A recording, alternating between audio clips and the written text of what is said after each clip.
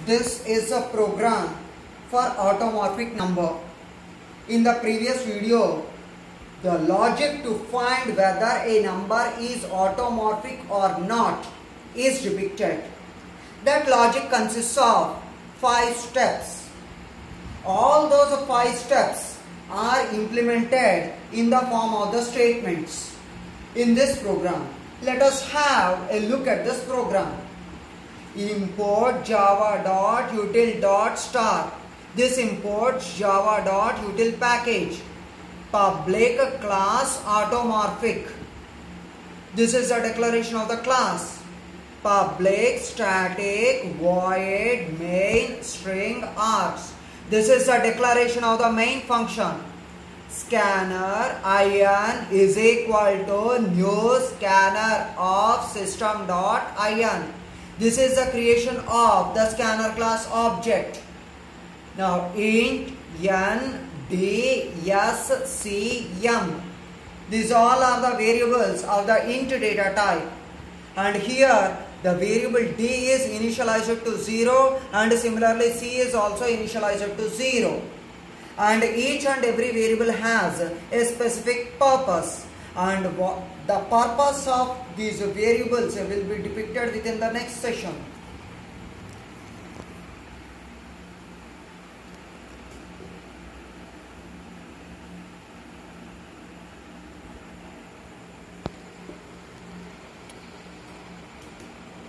N stands for the number input. D stands for duplicate input. Number input in the sense that the number which is accepted from the user by using the next int method is going to get stored within the variable n. Duplicate input. Duplicate input in the sense that whatever might be the value which is stored within the variable n, same is the value is going to get stored within the variable d. S.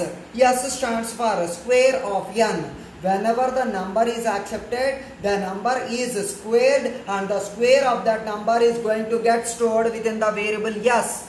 C. C stands for the digit count. That means whenever the number is accepted, it is going to judge whether it is a single digit number or a double digit number or a triple digit number or a 4-digit number.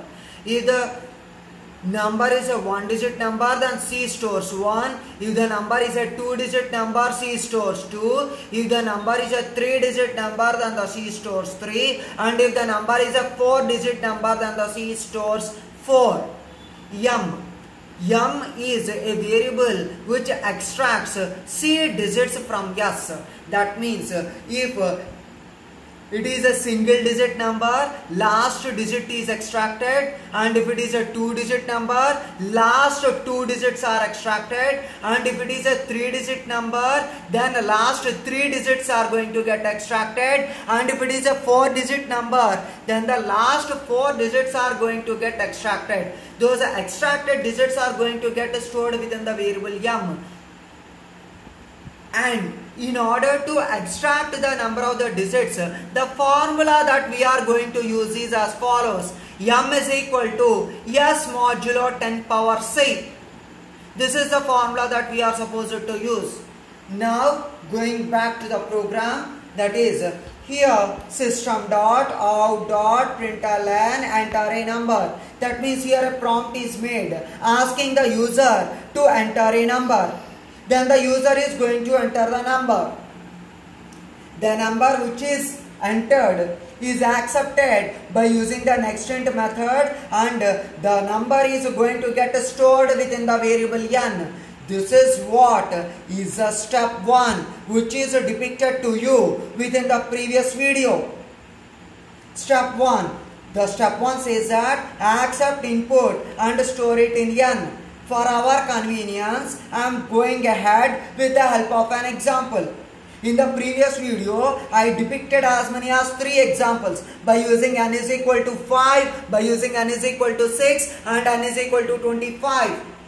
But in this program, I am taking only the example of n is equal to 25 and how This program is going to work out for this example of this n value is equal to 25.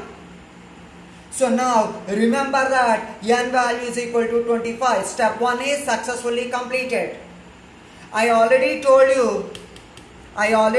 you D stands for duplicate input. Duplicate input in the sense that whatever might be the value which is going to get stored within the variable n, the same is going to get stored even within the variable D.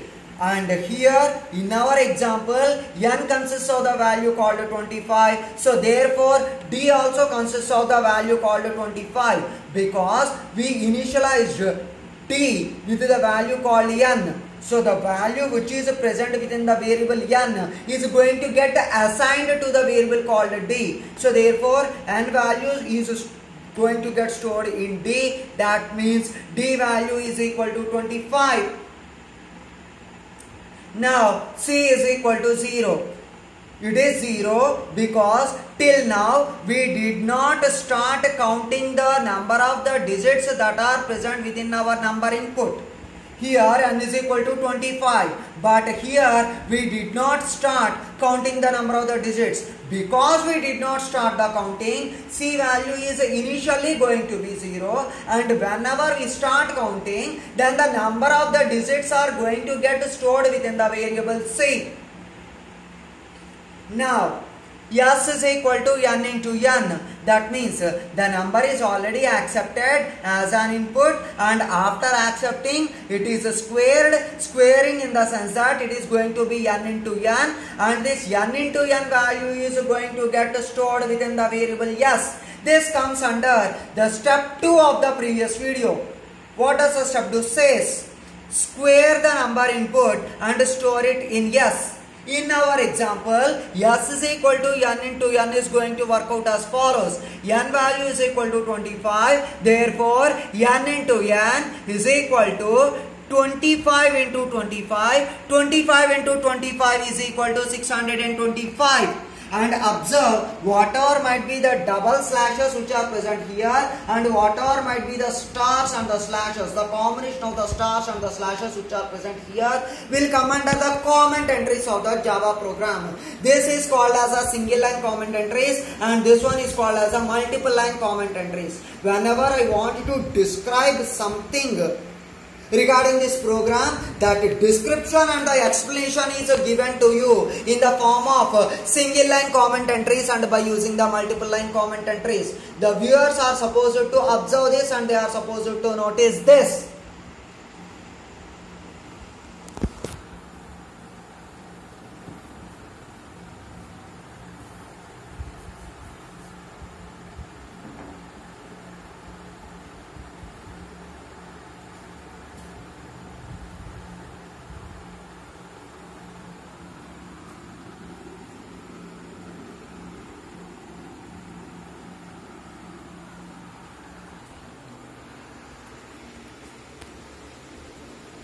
Now, step number 3. Step number 3 is all about counting the number of the digits present within the number input. And here, D also consists of the number input. I don't want to disturb the n value. So that is why I took the duplicate value, that means D, while D not equals to 0. This is the condition. If the condition is satisfied, then only the control enters the loop and it performs the iterations. And if the condition is not satisfied, then it is going to terminate the loop and it will execute the next set of the statements. While D not equals to 0 is the condition which is present within the while loop. C is equal to C plus 1. C is equal to C plus 1.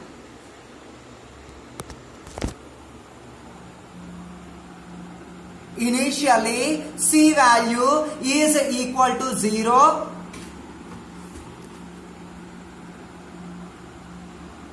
Initially, C value is equal to 0, but within the while loop, we started incrementing the C value.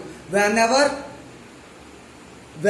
it enters a loop, control enters a loop, and whenever the iterations are performed, then it is going to count the number of the digits and it is going to store.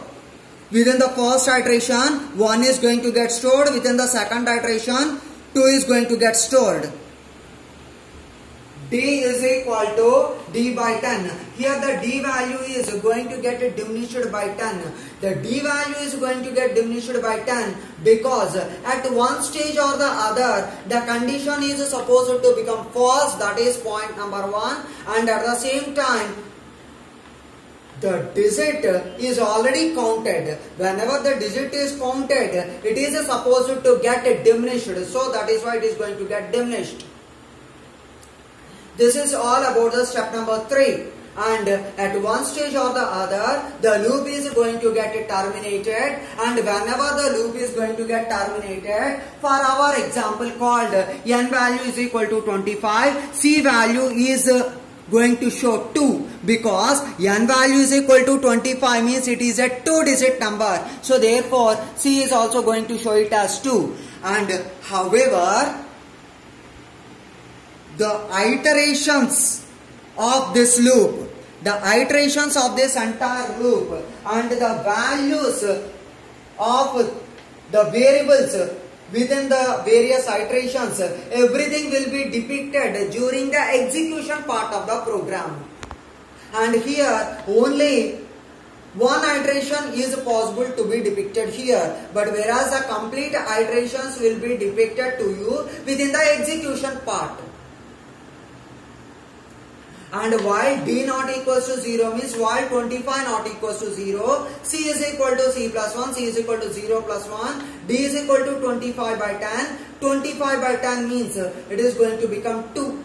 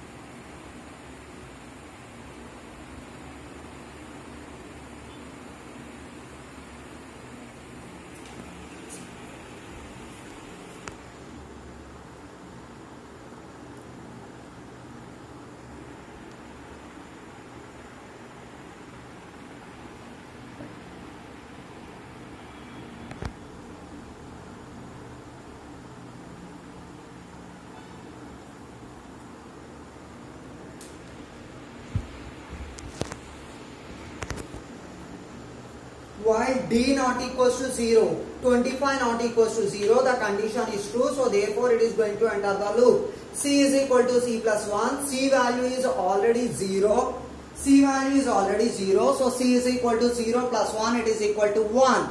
D is equal to d by 10. D is equal to 25 by 10. That means it is going to yield the value called 2. This is all about the alteration of the values of the variables within the first iteration. However, within the second iteration, how it is going to work out, and the third iteration, how it is going to work out, is going to get depicted within the execution part of the video. Now, we will go to the step 4. Step 4 is all about implementing the formula called m is equal to s modulo 10 power c. And for implementing this formula, we used the statement called m is equal to s modulo int of math dot POW of 10 comma c. This is because 10 power c cannot be written directly within the Java program. And in order to write it down, we are supposed to take the help of the mathematical function called math.pow. However, math.pow returns the double type of the value. It returns a double type of the value. This double type of the value has to be converted into the integer type. And in order to convert that double type into the int type, this explicit typecasting is made here. And how this statement is going to work out and how it is going to yield the result is very clearly depicted here. You can see that.